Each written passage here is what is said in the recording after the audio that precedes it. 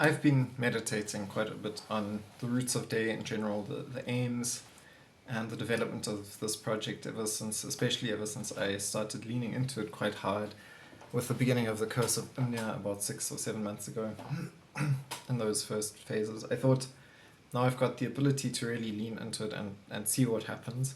And half a year down the line, even though the channel has almost doubled in size, so I'm very grateful for that. This is thanks to you, and then also because of your commitment and interest, a bit of an insight into where we will be heading going forwards. So I'm still planning to carry on with this channel. I'm still doing stuff on Twitter on a regular basis, in case you're interested in my art.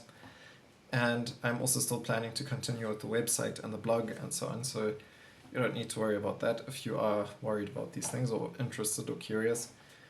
But because I appreciate just being a normal person, I am noticing that this is taking a lot of my time and energy, and drawing it into things where it shouldn't be going, because it is a hobby and it's supposed to just be for my own entertainment at this point in time. But I also am thinking of how I can use it for the benefit of my godchildren and things like that, if that is a direction that I can go in. But these are things I wouldn't force.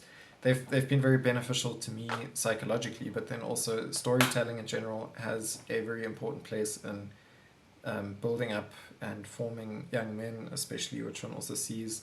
For me, one of my role models or influences is Martin Luther, and he published Aesop's Fables, for example. So we see there, even in my very religious tradition, that storytelling has an important role.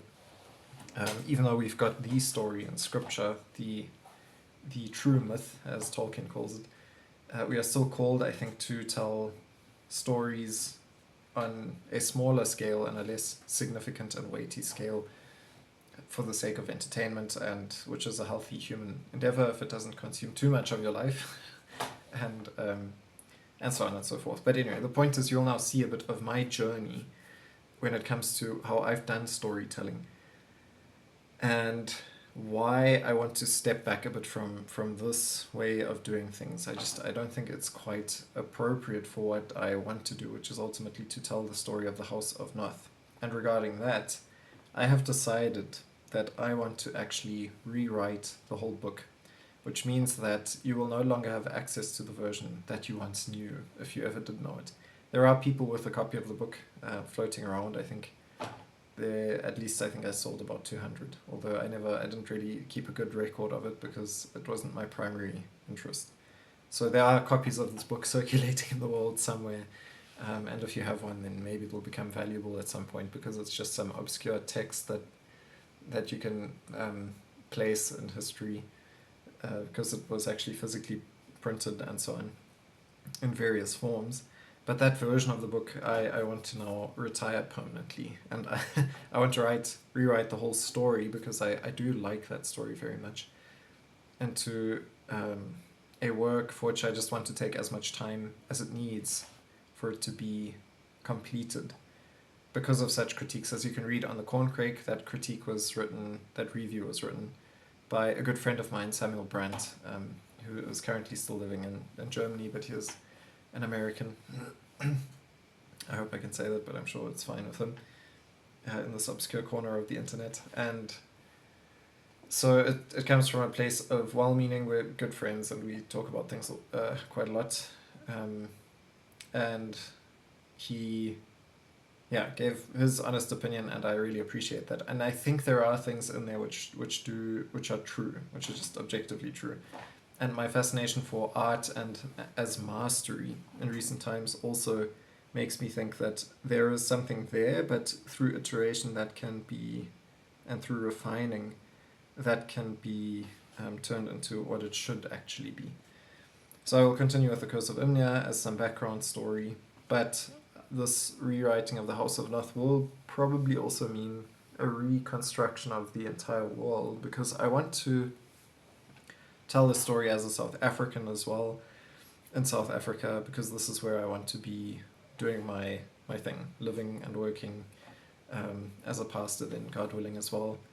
in the near future. So that's why I'm doing what I'm doing going forward. And now you can see the journey of this world, how it has gotten to where it is currently, and why I want to continue refining it, but I would rather do that not in the public sphere, which probably would have made a lot more sense if I would have thought about it at the beginning. But I do have quite a lot, as you will see now, that I could have presented and published, but I just think this is not the way. So anyway, I hope you get something out of it, you find it fascinating.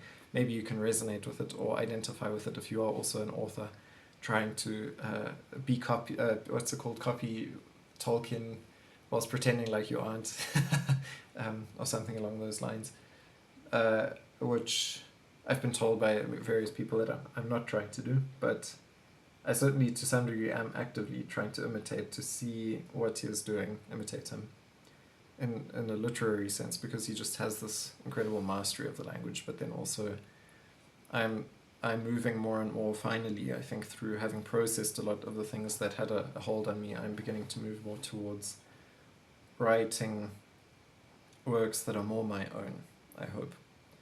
And so I think with the House of Noth I can do something like that if I spend time refining it in an appropriate way, where it's not robbing other people and myself of the time that I've been given. So I hope you enjoy. Welcome to another more comfortable episode of The Roots of Day. Today I've had a chimney, or what's it called, a fireside. It might be a bit more appropriate.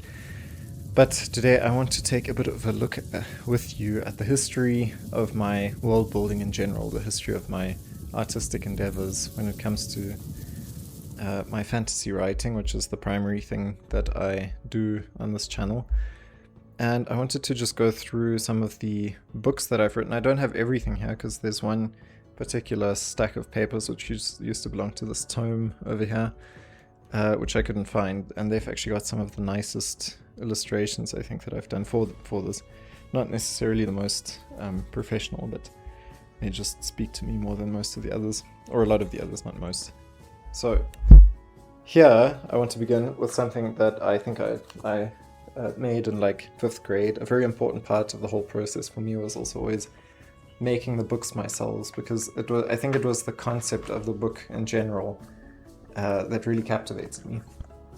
And this one was called Kingdom of Men and Beasts.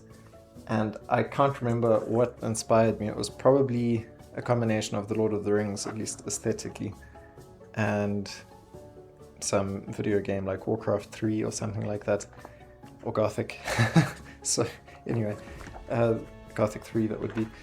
But there is always naturally a map in the front. I'll put up some pictures of these, then you can see those there. And then there's other books that I've written. Oh, I see. Okay, so I had written the Thief books by this point, which are these books here. I'll show you those in a second. And then here you can see chapter 1. It's all written by hand and pencil with a couple of illustrations. We can come into contact with the creatures that inhabit this world. This is called a fire grog, which sounds very dangerous. And it continues like that. I think this opening scene especially was very inspired by Saruman, and then the Cyclops, which was because my brother had gotten very much into Greek mythology at some point, and then I started drawing Cyclopes a lot in that time, inspired by him. So a bunch of those things, and then in the back naturally you need to always have the appendices, the creature manual, creature guide. I didn't get very far there. And I think more than anything, one can see here that what really inspired me was just the concept of this book, of this Enchiridion, in which you capture all of the knowledge of some mystical, forgotten world, bygone time.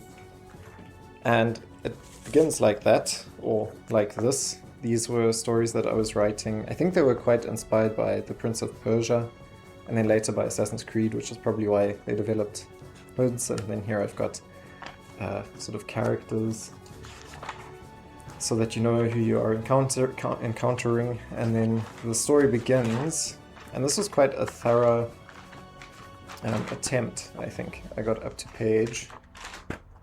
This must have been in 4th grade or 3rd grade, probably 4th grade. Got up to page 24. Although I remember in 5th grade, I think, I also wrote an even shorter version, or an even shorter book about these characters, which came before this book. Not very comprehensive, I think, but it was a smaller book. Even that book I also had made myself out of fax paper and cardboard and things like that. This is actually 2 books that I stuck together. So here you can see I was already planning that this would be where part 2 begins.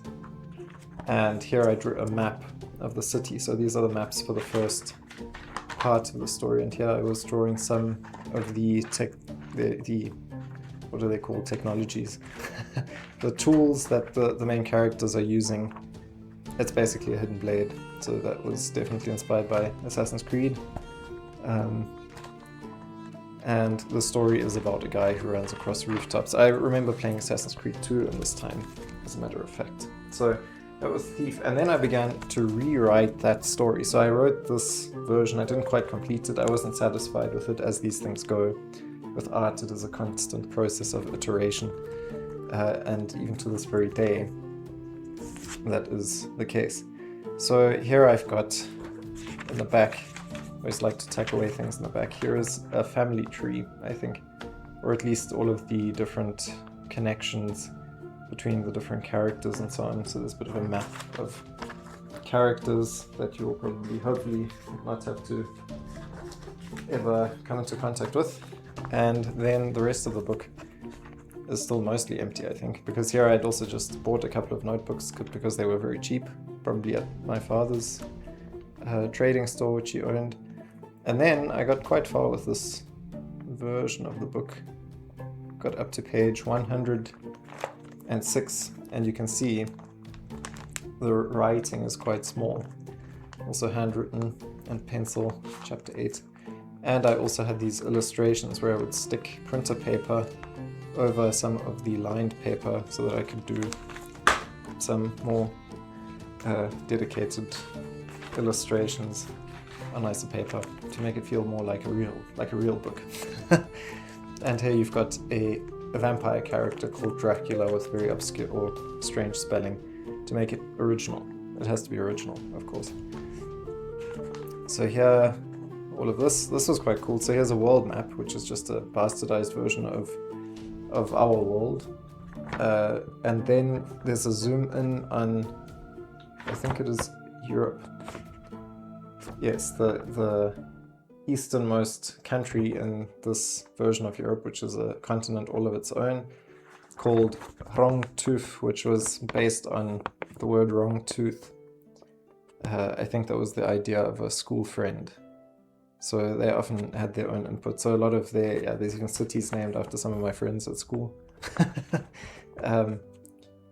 Which makes the whole endeavor also a little bit less serious, I think, even though I did probably ultimately want it to be a very, very serious thing. This was then somewhere in Asia because of my fascination for the Prince of Persia. So it must have been here somewhere. Yes, here. Corindia, which probably was inspired by Chaldea or something like that. And then I had special thanks, emphasis on the past tense. I probably got a bit, I think they were all, I can still make out some of the names, but I probably wasn't so satisfied with that. And then it begins with chapter 1. It's essentially the same story as the other Thief book, again with illustrations. Here is a creature that is very much inspired by the symbiotes of Spider-Man, I think. And here one can see in the background that I actually originally started doing the illustrations on the lined paper, but I wasn't satisfied, so then because the lines were quite deep, because I pressed very hard with the pencil when I got one into my hand, I stuck a piece of paper over it so that would not be as visible. So that was one of the bigger writing endeavors that I undertook while at school. And then closer towards the end of my school career, I continued to think about these things, but I think there was a longer period where I didn't actively write, story tell within this setting or within the context of a fantastical world. I did work on that bigger book for a longer time, but then also reflected on what I was doing there, and didn't get much further with it for a couple of years, I think, until matric, so that's our final year at school, where the things all came together and I started compiling a book. Again, I think I made that out of fax paper because my dad had quite a lot at that time. And that book I've also given away for safekeeping to a friend, so I don't have access to that right now at the moment. But that book also exists, and that was a precursor to what this book used to be. So this would be the next stage in the development of all of these things. This used to be an A5 book, and I'm missing some of the original A5 pages, which I still have lying around somewhere. But I chopped it down and stained the pages, and then gave it a new floppier cover, because I like that, even though you can see over here what's going on under the cover, which is not very professional. My more recent attempts at bookbinding are a bit better looking. And I bound this also by hand, so this is done with printer paper, normal printer paper, and with staples that I had to manually... I punctured little holes with a knife into the paper and then manually pressed the staples through and folded them, so it was quite a process. And this book I made, I think, during the first year or the second year of my studies in Pretoria. And here, this is then a later version of this book, a version that had been narrowed down because I preferred that narrower format. It reminded me a bit more of older books, more medieval books. And here you can see here's a small map, there's a small illustration, and this is a version, this was like a first draft of a story, a bigger story that I wanted to tell, and of which I've written quite a lot in different versions and attempted retellings. This is going to be my opus magnum, exploring parts of the world, and this is still according to the map that I'm currently using for the House of Noth, but more about that, or you've already heard more about that. I think I'll edit something into the front of this video. Yeah, and then you can see here development also of some of the names and the languages that I wanted to use in this story and in this setting. Here's a precursor to the current vision that I have for the Vale of Thrones, and which you can see on Twitter or X if you follow me there, because there I had a pencil sketch of a more recent visualization of it. Here are more maps, so there's lots of maps, a couple of smaller illustrations written in pencil again. Sometimes I've gone over it in ink to make sure it doesn't fade as quickly, because pencil can quite easily smudge, or graphite, or however you want to call it. So quite a lot of maps here just to help visualize the geography through which the characters would be traversing. This, I think, this particular version of the book, I actually made during my time in Germany already, the first couple of years in Germany. So yeah, here's another map with a small insignia there, which is very reminiscent of this character that has two serpents as his feet, of which I've now forgotten the name. I think in alchemy he plays a relatively important role, but anyway. There's also a book by a German writer called, is it Damien? I haven't read it, but yes, there he is. So if that made any sense to you, then congratulations. There's actually quite a lot of maps. Here we then have an illustration, and here's some more world building. So this is now no longer the retelling of that bigger story. This was more background stories that I was fleshing out. The House of the Lion, and here of whom Athalan and Athaluz, which you might have heard of, and if you read The House of Noth or listened to it on the YouTube channel while it was still available, they came from the House of the Lion. So here's then just some more lore, a little neat little picture of a dwarf down there, and the Queen of Swans, which I still think is quite a nice story. And there's a bunch more of that sort of thing with these fountain pen illustrations. It was very important for me while working on this book that I did everything with a fountain pen. So that is what I did.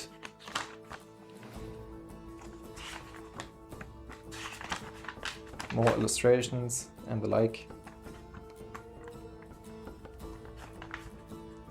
And then so this was also quite a lot of writing, handwriting stuff. And then there was a section here in the middle where I just did some pencil sketches and illustrations of characters and scenes to help myself visualize it and understand it a bit better. Depiction of a city here, which is probably very inspired by Minas Tirith and other fantastical locations, maybe like Markarth and Skyrim. This one's very inspired by Riverwood and Skyrim, I think, but definitely had a visual aesthetic impact on everything I do to this day. There's an otter man from the Otter folk, which are also a people that I was developing there, but I'm not so convinced of them currently that they might make a return in my future endeavors. And then here's a nice depiction of Mirmamere and Vnornberg and Glimworth, which are north of Mirmamere, the Vale of Thrones. So it's not to scale because you wouldn't be able to see this far, firstly, but it gives you a conceptual idea of how these locations relate to one another, which is what I was trying to get a better grasp of. Then the plot being summarized, more depictions that of a mole troll here, some ladies from the river people, which in this story that I was trying to develop were not as central. They were a bit more of a peripheral people, but now I've grown very fond of them, obviously having written extensively about them in the House of Noth, or extensively is maybe a bit charitable. And then I began to work more on the languages of the peoples here and the histories and so on. So the language of the river people especially, which one can see depicted here. And so after that, it begins to veer more into translation of the Bible and of ancient texts, and also illustrations that I did with pen and coloring pencils, some of which are quite nice actually. Also help to visualize the what are they called, the declensions of Hebrew words, or the conjugations of Hebrew words. So here are a couple of more theological illustrations that I was then working on my theological YouTube channel, which I think will revive a bit in the coming years especially after my ordination into the ministry, God willing. And then at the back, naturally, here also I was writing some scenes that I might potentially use in the final version of the novel that I was working on. I had a big map that I stuck in here, which is not complete, and it's all written in the language that I was creating, which you will see more of in this little book over here. Then here, this was a book that was mainly just for noting things down. Here I was exploring different writing systems, different alphabets, like the Futhark. This is a Mongolian script. If you don't put it together, when you put it together, it looks more like that, which is like a vertical line with a bunch of circles and arches and so on coming off of it. And then here is the Old Phoenician alphabet, the Greek alphabet, the Cyrillic alphabet. So a kind of evolution of Western writing systems. And then the Latin alphabet, just for the sake of completeness. But what also interested me was Sanskrit, because of the horizontal line that connects all of the letters together, so that you've got this continuity between the letters. At the time I was in Pretoria when I started this book, and I remember also discovering Egyptian manuscripts and so on that they had there, I think, printed out, Coptic manuscripts and the like. This is then the Georgian alphabet, because it also looked interesting, although I think aesthetically it's not necessarily my favorite. I find it interesting because of the circles and so on. And the Ethiopian alphabet I didn't copy out here, but that also certainly it fascinates me as well. And then after I had looked into these different writing systems, not necessarily so much into the languages attached to them, except I was to understand how the words would be put together, but because they are more based on syllables, especially Sanskrit and Mongolian then as well, although Mongolian I think to me made a bit more sense than Sanskrit, the writing system. I then began developing my own alphabet, and I wanted a runic system and a writing system, but then also languages that kind of captured the cosmology, not only implicitly and intuitively, but almost actively, almost like a form of linguistic magic, not for the sake of magic, but for the sake of showing how language and reality are connected, like you're supposed to do what you say, or the things you talk about should be real things to a degree, which might sound ironic in the context of a fantasy world.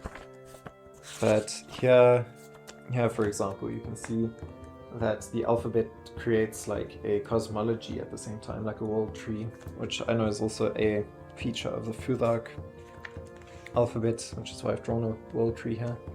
And that was also one of the inspirations for this process, trying to understand those things. And then sometimes I would do random sketches like this Germanic, maybe Saxon warrior with an oaken shield, because that was probably inspired by the first Hobbit movie, which I enjoyed to a degree, even though after that, in my mind, it went downhill.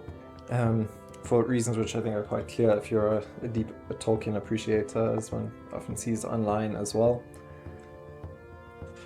So then I was just philosophizing about the structure of things and about all of these letters, and that developed, and I also did some studies here of paintings that I was looking at in art galleries and tried to apply some of the things I was learning for lighting. This is with a ballpoint pen. Just trying to capture the lighting of the moon reflecting on the water, in case that interests you. And then I was drawing a landscape here of a little town called Melthorpe, based on my hometown, which was going to play a role in the original novel that I wanted to write.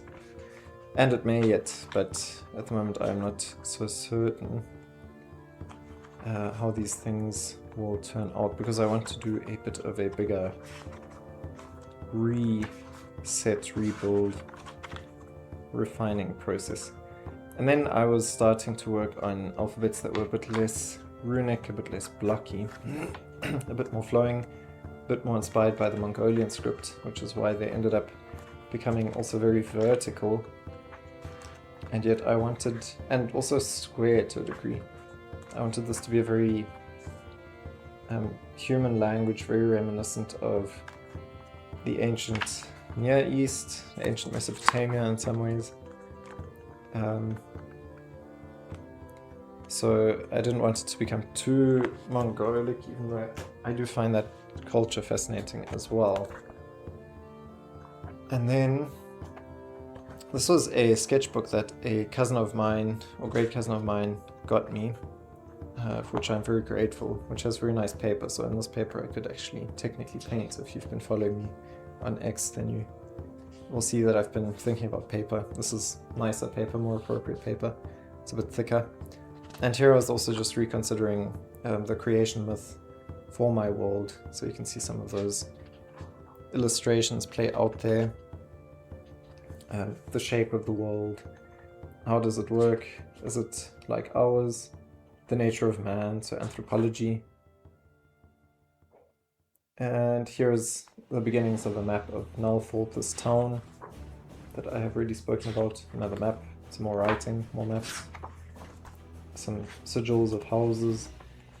Here is a first take on a sketch that then became, I think here somewhere, there it is, there's the final version of a bear paladin striking down some flaming demon. That was also for a channel. There's the angels seen in the book of Ezekiel.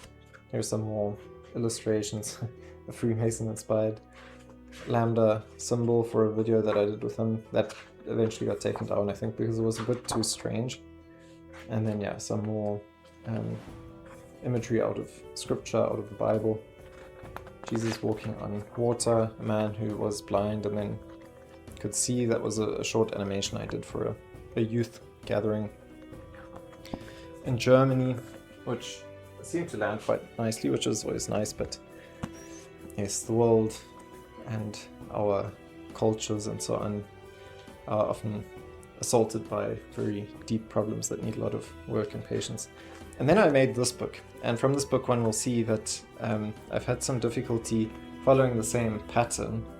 I like to think it's because of a maturation, and that's maybe a part of why I've gone onto social media with this, to sort of air out these things and become more accountable, to help the refining process. So this was also just going to be another world building book. I began in a slightly more poetic form to retell the creation myth of the world tree, of the tree called Day, and then I was writing a bit more about dwarfs again, trying to use charcoal and see how that worked with paint, which I realized it doesn't work that well, at least not if you don't know what you're doing. This one, however, did turn out okay. This is like a little landscape, which you can see here, and that is charcoal and watercolors. But because of the charcoal and how it smudges, and I'll probably get some on my fingers now. Here I was just checking how much I possibly can smudge it after drawing a face.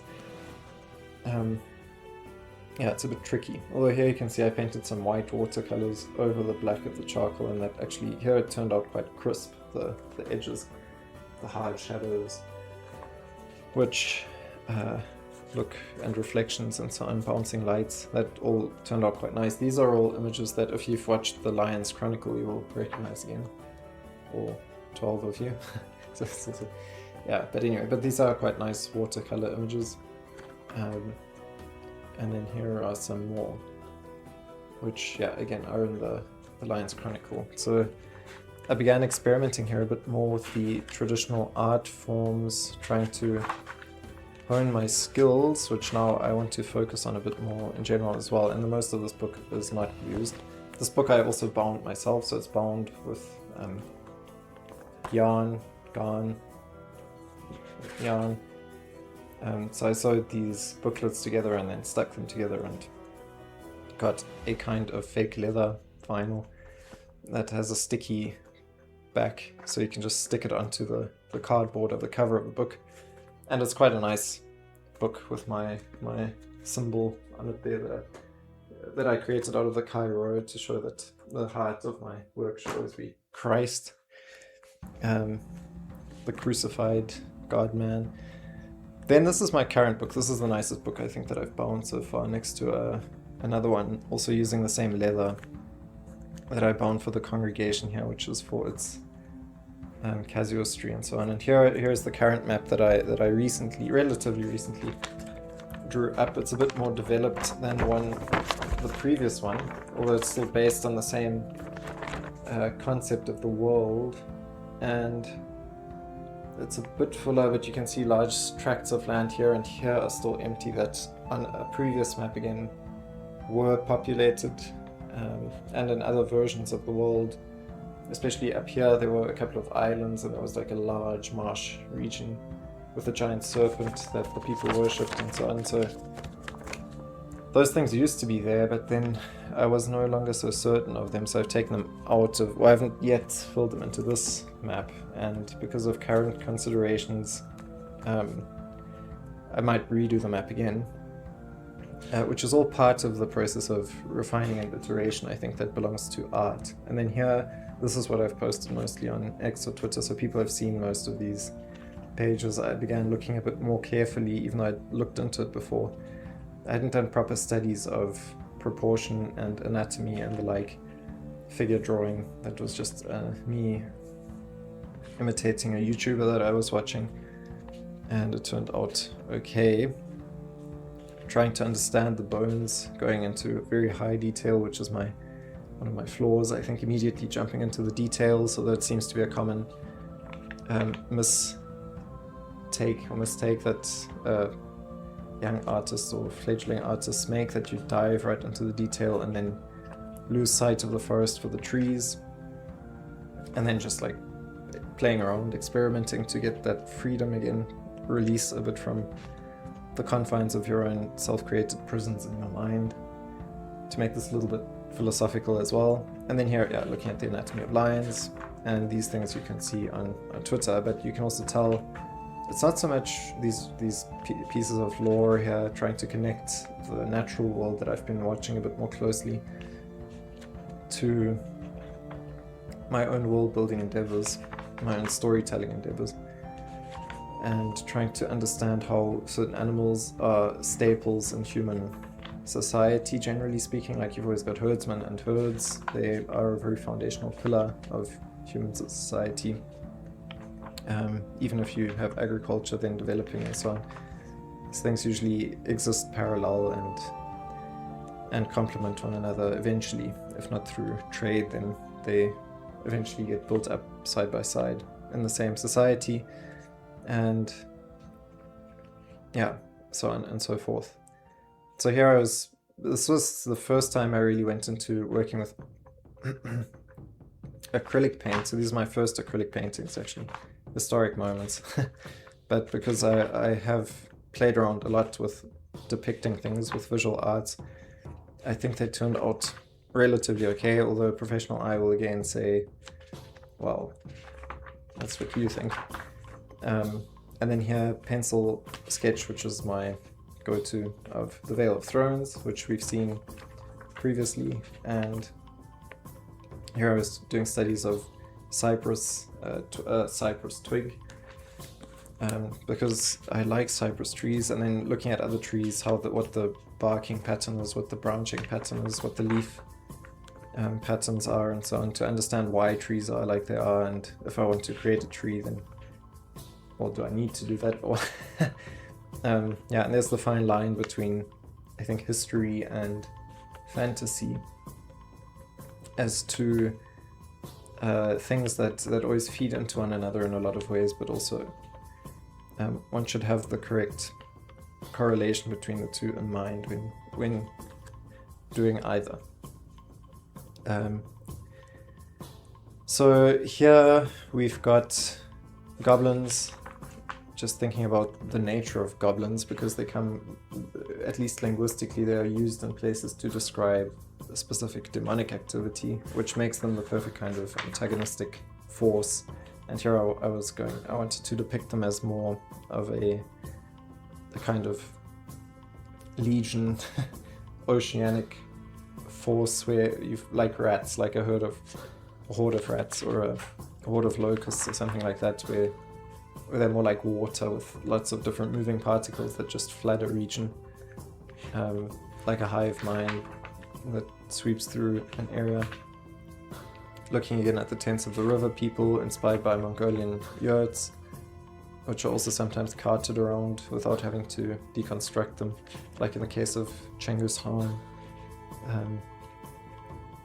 And then here I was doing some plein air sketches and paintings of certain regions, looking at the skeleton of the horse, which I had for a longer time been considering doing, and then drawing a horse, and that turned out okay. It's not the first horse I've drawn, but I haven't drawn that many animals in particular, which is why I also want to go into that a bit more. Looking a bit more closely at the back the back side of the horse, and then a horse rearing, because I thought the pose was quite nice, quite dramatic, and I thought maybe it'll be a bit more difficult to draw, but it turned out okay. I think it really is a matter of proportion. If you get that right, then the rest sort of falls into place, especially if you get the primary like pillars of the figure that you're drawing. If everything is in place, then you can relate things to those pillars, and then things fall into place. But I'm not the expert. Here I painted a bear over a sketch that I had done, and I think the sketch was a lot better than the painting, but people do like the painting as well, so that's nice. And then I was doing that because of the Curse of Ymnir, which is about Ymnir of the House of the Bear. And you can watch that if you want to understand why that is the case. And then here, because I'm in South Africa, I was looking at African-inspired peoples in my own world, and also tying them to the ecosystem here, their relationship to the elephants and the rhinoceros, which are two, for me, very fascinating, particularly African creatures, even though you've got other kinds of elephant, but we've got our African elephant here, and I think that is for me, has always been kind of an awesome creature in a lot of ways. And thinking about how that might then influence houses in this setting, because even here the traditional structures are built up in houses and house names, actually, even though it's not quite like the house of the elephant. It'll be a family name, and you belong to that family among the Zulus. So trying to get an understanding for it, and trying to get a deeper appreciation for that, which also these artworks by Samuel Daniel have helped me do. Like also getting aesthetic categories, I think, for my surroundings here, because it's very different to the stories and so on that I grew up with. It's the world that I know, but a lot of artwork and so on that I've seen is very inspired by Europe and movies and things like that, or America. And so trying to get a deeper sort of romantic appreciation for my surroundings is also what I'm doing here, whilst understanding that there is a danger to the romanticizing of things that I don't want to really entertain, because I prefer truth to anything that can be framed or understood as human self-deception or deception in general. So I've gone through this journey now with you of how my storytelling has developed over the years, and I think because of that I am going to do yet another iteration that will require me stepping back from doing a lot of this sort of menial YouTube social media stuff, because I think this is supposed to be a hobby, as it was in the past,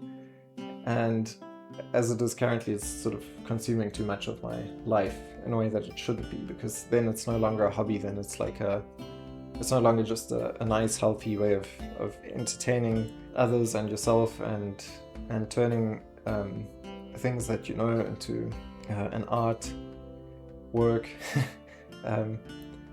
It really becomes something that robs other people and myself of the time to do more important things, I think. So while I will still be working on the House of Noth and on the things that relate to telling that story, I certainly also want to focus a lot more on theology, which you'll see on my other channel, which is the one that this channel is subscribed to, so you can see that in the subscriptions there. It's just called Philip Wartman. That's my name. But yeah, on Twitter, on X, I still intend to upload my artworks as I continue to lean into that side of things.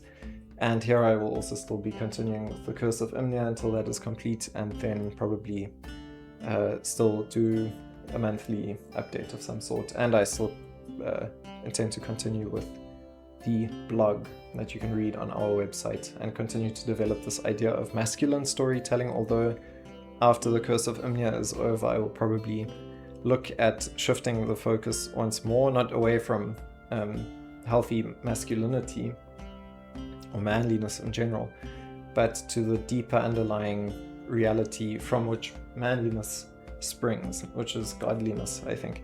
And you can have godly femininity as well, and that is reflected in all good storytelling.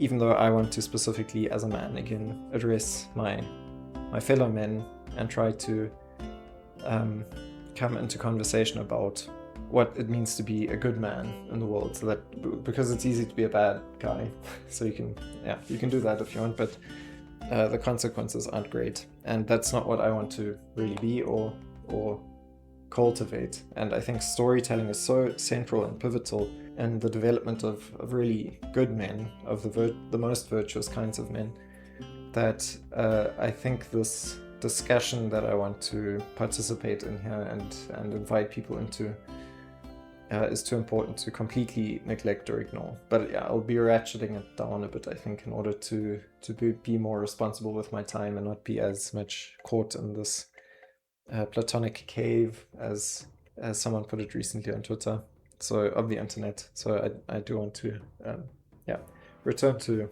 reality a bit more, and for that I will have to leave you to do the same, hopefully. But yes, with that, I wish you a good evening or morning or whatever it is when you are watching this, and hope to see you in the next episode of The Curse of Imnia, or the next reading of one of my blog posts, or maybe in person, which would be even nicer. Thanks for watching.